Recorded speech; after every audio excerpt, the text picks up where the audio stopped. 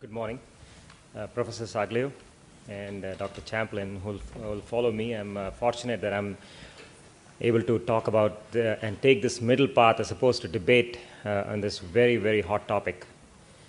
So my topic is emerging therapies for TKI, refractory TKI resistant BCR-ABL mutations. And the subtext for this will be, how long do you keep a patient chronic phase CML? That should be the real question. Let's assume it's 2015. Yes, you've seen all this at this time and the poster child of oncology, which has changed the cancer therapeutics as a whole. But let's assume it's 2015. The only generic imatinibs available, and cost is a factor, which means to say that most of your patients would get imatinib as a first line. So this topic is all the more relevant to think about what would happen if the patients fail the first line imatinib. And the reason I have to mention that imatinib has been a poster child, it would have been a perfect fairy tale story, except that it's not 100%, as you see here. This is the data from MD Anderson compared to historical controls. And I've already heard Dr. Saglio mention that about 10% of patients with CML are dying still. And the reason for this imperfection is based on this survival with the progression curves. And if you look at this data, those patients who achieve this golden standard of complete cytogenetic remission at 18 months are able to almost have 100% survival, as opposed to anyone else below that, either a partial cytogenetic remission or not even a major cytogenetic remission. And if you look at, and the reason for that, one would reason is because these patients have actually failed imatinib, these patients who went on the initial treatment. And the incidence of imatinib failure is based on the fact that the CCYR has not been reached at 2 years. It's about 20% from the IRIS data. And if you look at the real life scenario, it's about 49% from the Northwest England registry. And about 40% of these patients did go on to discontinue the medication for various reasons. And this famous slide that again was shown by Dr. Saglio from Michael Deininger, who presented data on this events that happen over the first 8 years course. You can see that events happen, the first 2 years peak and then start to come down and then almost goes off, except for this outlier in 8th year. You can see because of one patient progressing to accelerated phase blast crisis. And why would this be the reason? Why would patients fail imatinib? And as already shown in an elegant way in cartoons, but in my own opinion, it's more like the attack of the clones because of genomic instability. And the genomic instability is caused by acquisition of further cytogenetic abnormalities or by mutational changes that happen in the BCR-ABL kinase domain. So the rest of my topic is going to spend a lot of time on this mechanisms of resistance. I will focus on the mutations in kinase ABL domain because plenty of work has been done in this area, and perhaps spend some time on the stem cells that is already alluded to by the previous speakers. So we'll talk about the mutations at first. CML mutations, all you wanted to know about CML mutations. So I changed my talk completely. I know you've heard so much about the data about CML, so I thought I'll take a completely different view and give a structure functional analysis based on how the drugs work and what to choose based on the mutation analysis. And by the time you go home, you'll realize that even though there are about 180 mutations, only a few of them are important, such as the P-loop mutations, the gatekeeper, and the contact residue mutations. And hopefully you will get that information as we speak through. So the scope of mutations, I'll go through in the next 10 minutes, including the crystal structure of the tyrosine kinase, BCR-ABL kinase domain, the KD map, how to read the KD map, the clinical impact of the second generation. So the scope of the mutations, it's important for us to understand the mutations because if the mutations do happen in some of these areas, it does translate into outcomes, as was shown in this Australian experience. The P-loop mutants patients who from imatinib failure do worse. The T315I do the worst. Obviously, the non-P-loop mutant patients with CML do a little better. And for that, you have to understand the crystal structure of the tyrosine kinase. So if you imagine yourself to be the chemical biologist, and it's not very difficult to think about these things. It makes us, it makes me excited about looking at the crystal structure, and that's what got me into drug development. And the three-dimensional view, as you will see here, is this structure of the KD domain. This imatinib is LO. The activation loop is here. This is the P loop. It may be a little hard for you to imagine, but if I ask you to put up your hand like this and think of this to be the domain, this is the P loop on this side, this is the activation loop, and this structure in between contains the catalytic domain where the drug binds the ATP binding site and also has the contact residues. The focus here is in some TKIs in the center, in some TKIs in the P loop, and of course the activation loop. So for imatinib, the activation loop is very important because it gets into that socket only in a closed conformation. So is nilotinib. You'll see it's different for dasatinib. So imatinib binds to a very inactive conformation and it's stabilized by H bond. So you can think of this socket inside, it gets into it, and how is it made strong? It's made strong by the hinge, and that hinge is the threonine in the position 351. And it's also called the gatekeeper or the hinge. And you'll see why that becomes important later on. So if you take this structure and put this into a two-dimensional plane, you can spread it out as a P loop here.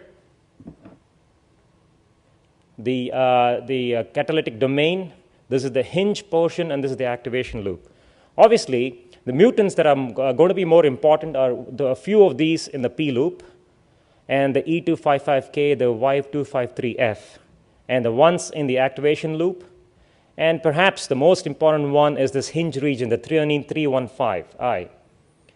So based on this was work done by Charles Iyer and others, led to the very rational development of second-generation TKIs.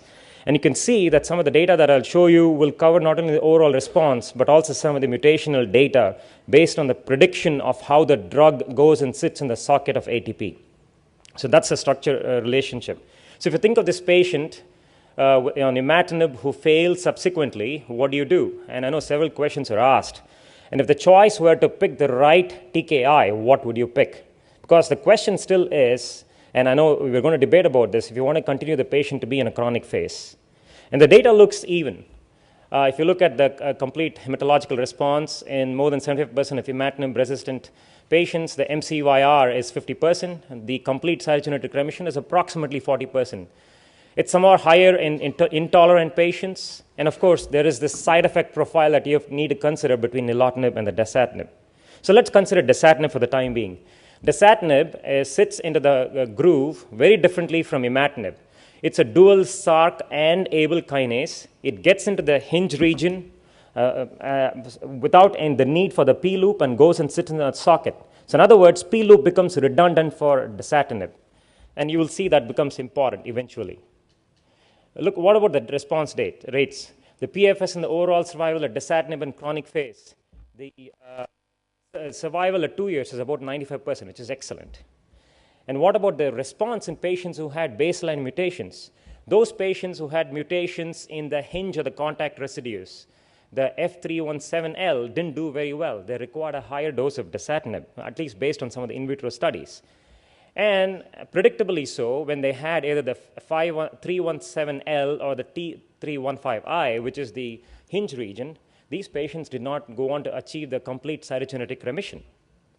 Now, case study 2. Let's assume that this patient in question fails imatinib as a V299L mutation, which is now in the P loop, as opposed to the hinge region.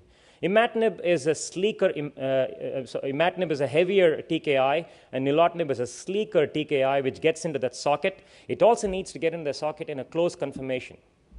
And the important thing is that it's somewhat lighter in this area, but still needs the P loop for its activity.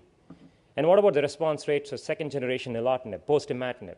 It's very similar. The two-year survival rates are about 64% PFS with overall survival of 87%. And the survival curves look very similar to what you saw with dasatinib. And the predictability of mutations that you see are also very similar. In the P loop mutants, you see the E255K, the F359, the T315I, which is the hinge, and the Y235H. So these are the mutants that came out of patients who failed nilotinib or didn't do well with nilotinib. So those are the scenario that came out of clinical studies. Now, what is the predictability of response in a real-life situation? This was seen in one of the papers that was published by Dr. Soverini. I think Dr. Saglio was also one of the authors in this study. where patients who failed the first generation imatinib, 95 patients went on to receive any second generation TKI, and about 51 patients had evidence of Abel kinase domain mutations. The others did not have. About a third of these patients did go on to have and achieve a response. About 40% of these patients relapsed with newly acquired mutation. So it's very important for you to know what mutational analysis of these patients are. Only a few of these patients with no baseline mutations went on to get a new mutations. In other words, once you have a mutation, you're likely to have a newer mutation unless you don't know what to pick the right TKI. If you don't pick the right TKI, you may perhaps prolong the resistance to TKIs. And predictably so, in this study, for those patients who got dasatinib, the mutations were seen in the hinge region and the contact residues. The hinge is this T315A and I, and the contact residues, the V299L and the F317. On the other hand, the nilotinib, you saw the mutations in the P loop, the E255K and the Y253H. So, in other words, these patients did not achieve a complete cytogenetic remission. It's important to know what the underlying mutations are. So, the take-home message is that for both nilotinib and dasatinib and imatinib, there's a predictability of mutations. It is very clear, though, from all this data that Abel kinase domain point mutations are major mechanisms of resistance that are selected. So, it's a selective pressure by TKIs. The good news is that most of these mutations are overcome by the second generation TKIs. So there is a predictable structure mutation response relationship. So you need to, when you change your TKI, it is important to choose the right TKI. So that's one of the reasons apart from the other clinical characteristics. And obviously when you have the T315I, none of these second generation drugs that I talked about are going to be helpful. So when to perform the mutation analysis, and there are guidelines set forth both by the ELN, the European Leukemia Net, and also by the NCCN. And essentially, the ELN response assessment is important for the milestone achievement, for optimal responses and failures. The most important thing, I should say, point out, is in the suboptimal responders, it's not a uniform group. Patients who do not have a cytogenetic remission are perhaps the ones who don't do well.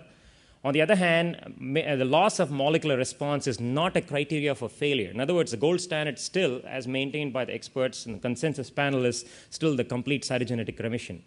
Now, when to perform mutation testing is just based on patients not achieving the milestones. I won't elaborate on these points, but it's out there in the ELN guidelines published both by ELN and NCCN. So let's move on to this scenario where the mutation that you've seen is a T315I. And this is the case scenario. In the interest of time, I'll just cut to the chase and say that this patient has a T315I mutation. So what's the best treatment option for this patient? The novel agents against T315I, and one of the ones that I have to mention, which is very exciting, is Ponatinib. It was earlier called by AP24534. It's an oral multiple tyrosine kinase. It's the most potent TKI. It was developed through a computational and structure-based drug design. And if you look at it, it has several rings and a linker that allows it to be very sleek and also stealth. If you watch these movies with Mission Impossible, how you can get in through the gaps. And essentially, if you look at the crystal structure, the kinase domain, it gets into the socket very easily, to the point that in vitro studies have shown the inhibition of proliferation to be extremely high for Ponatinib as opposed when compared to the other TKIs. And lo and behold, when it gets translated into the clinical experience, the complete hematological response is 100% in patients who had T315I mutations. 11% had this contact residue mutations, and 6% had the activation loop. And more importantly, the complete cytogenetic remission was as high as 90%. And this is up to the FDA, I should say. They are reviewing this through an accelerated approval program and may get approved for T315IK. I have to mention omocitaxin for completion's sake. It's an old new drug given IV, or rather subcutaneously. And the response rates were also seen in all the 3 phases of CML. So I've talked about the mechanisms of resistance from the perspective of mutations. It's also important to mention the reason we don't eradicate CML and the question of the word cure is because of this quiescence stem cell persistence. Going back to the same events that happen, you have to focus on the accelerated phase and blastic conversion that happens over a period of time. The reason for that is that you have these myeloid progenitors, the CMP, the GMP, and the MEP, which are IL-3 independent, which can sort of pervade through all phases of CML, both in the chronic phase, the accelerated phase, and the blast crisis phase. It's important that if the TKIs don't cytoreduce these, it's possible that the disease can come back. And some of the studies that are looking at currently, as was already alluded to, are looking to remove this reservoir effect. And one question is a smoothen inhibitor, the hedgehog inhibition pathway, and there are the Wnt inhibitors, which are looking to combine with TKIs. And finally, I want to stop with this question, which is probably a good segue to the debate. This Preimatinib story of CML is a story of transplant. It's a perfect story until this came along. You can see there is the big difference, not only in terms of survival, but also in terms of mortality over 15 years, a good comparison. But then how many TKIs do you need before you get to transplant? And if time to transplant is an important prognostic factor, then when do you transplant these patients? So these are some of the questions that Dr. Sagliu and Dr. Champlin will debate on. So in summary, I've shown you a completely different view based on the structure function analysis, based on the kinase domain mutations, on picking a second-generation TKI, but it's a little bit more complicated. It's also based on the disease characteristics, not just the mutation analysis, and also on the comorbidities, and finally, physician comfort, and I should add, the economic considerations. I'll stop here, and thank you.